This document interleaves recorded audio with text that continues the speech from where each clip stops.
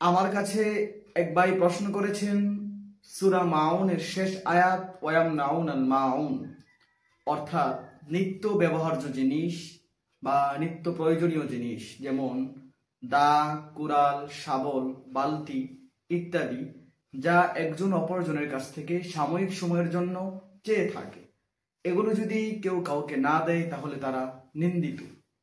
এখন আমার জানার বিষয় হলো, অনেক সময় আমার প্রতিবেশী, আমার রুমমেট বা পাশের রুমমেট বিভিন্ন সামগ্রী আমার কাছে চেয়ে থাকে, আমি তাদেরকে দিয়েও থাকি।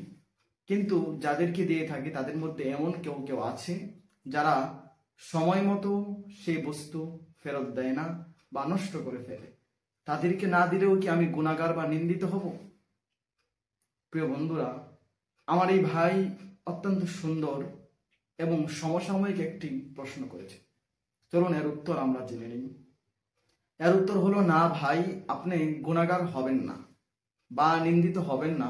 কেননা সূরা মাউনের শেষ আয়াতটি তাদের জন্য যারা কৃপণতা ও অহংকার বশত অন্যকে কোনো কিছু দিতে চায় না, কিন্তু যারা জিনিস ফেরত দেয় না বা নষ্ট করে ফেলে বা দায়িত্বহীনভাবে বারবার চায়, তাদেরকে না দেওয়াটা গুনাহ হবে না, বরং কখনো কখনো নিজের বিচক্ষণতা ও সম্পদের হেফাজত হবে।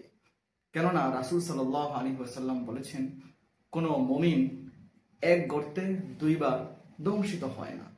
তাই আপনি চাইলে তাকে আবার পুনরায় দিতে পারেন, এটা হবে ইহসান, আল্লাহ তাআলার পক্ষ থেকে রয়েছে আপনার জন্য অনেক বড় প্রতিদান। আবার চাইলে নাও দিতে পারেন, এটা আপনি গুনাহ বা নিন্দিত হবেন না।